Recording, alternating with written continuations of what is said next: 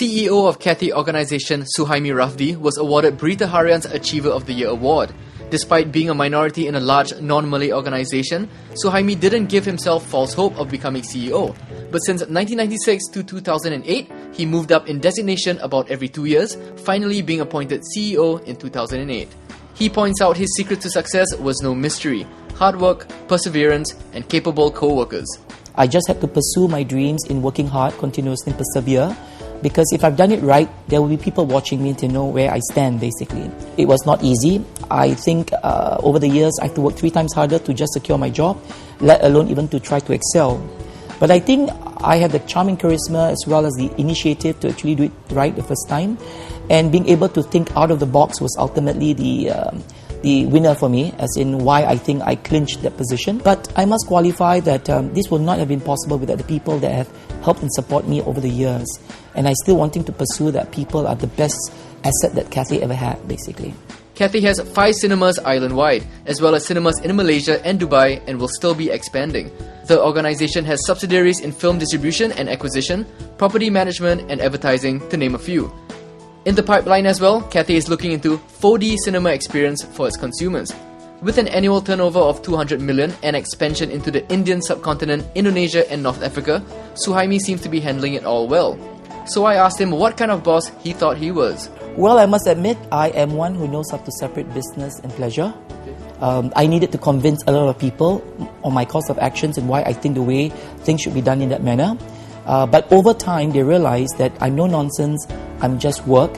And during playtime, I'm one hell of a joker. I'm jovial and I enjoy their company. And I also take time and pain to know their family and their spouses. At work and at home, he's very different. Like when we go to, for example, when we go over to his office, we know he has to be very proper.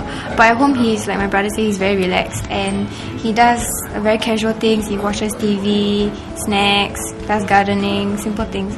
9 years ago, Suhaimi lost his wife to cancer, leaving him with his 2 children, George and Vanessa.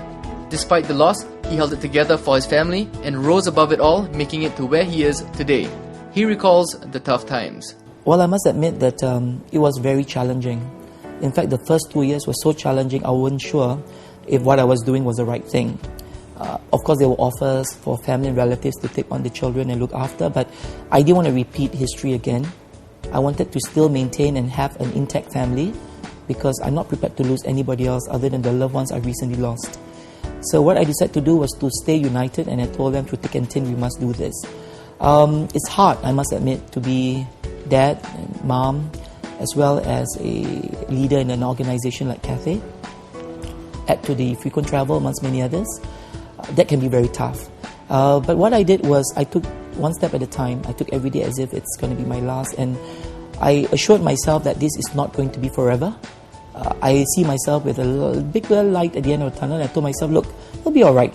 Just get used to it and handle. And thankfully, with good working colleagues and good neighbors and family and relatives, I sort of like managed to get by.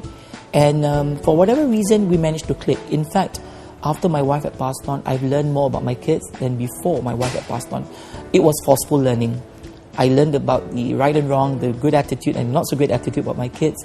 And I'm able to value add more to the family after having learned more about their personalities and characters. I'm very proud of my dad, and like it's a sort of like a motivation for us. It inspires us to do well and succeed in life. So yeah, we're very happy for him. It's good for the family, good for him. You know, we are very proud of him, and I believe if my mom was still around, she'd be even more proud of him. And now that she's gone, she must be smiling, just thinking, you know, it's a very great achievement for him.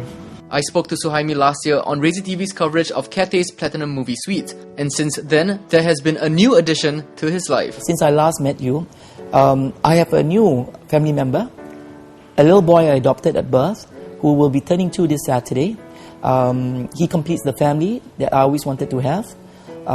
Together with my late wife back then, we were always inspired to have 4 kids, but she didn't live through to see 4 children growing up with us. But I decided to adopt 2 more eventually. And today I'm complete with 4 kids, what I was looking forward to all these years. Suhaimi adopted a 3-year-old girl, Nur Nabila, and soon to be 2-year-old Muhammad Nabil. Suhaimi told me that even with all his success, he teaches his kids the value of money through earning their keep. Both George, 24, and Vanessa, 19, work part-time as cashiers and ushers in Cathay Cinemas. Finally, I asked Berita Harian's Achiever of the Year how he stayed motivated despite some of the cards life has dealt him, and not just rising above it all, but achieving where most would have failed. For me, if I could say this, is because I looked at my life as a kid and how I grew up, from my background of having to see a broken family, having to be brought up by grand auntie and uncle. I told myself this is not what I want. And I promised to work extra hard, going all the way out and never stop at anything, to excel in life so much that I can provide better for my kids and be a role model to everybody else, including my family members, who will then know that, if we put our minds to something, we may just be able to achieve them well if we put a lot of effort to it.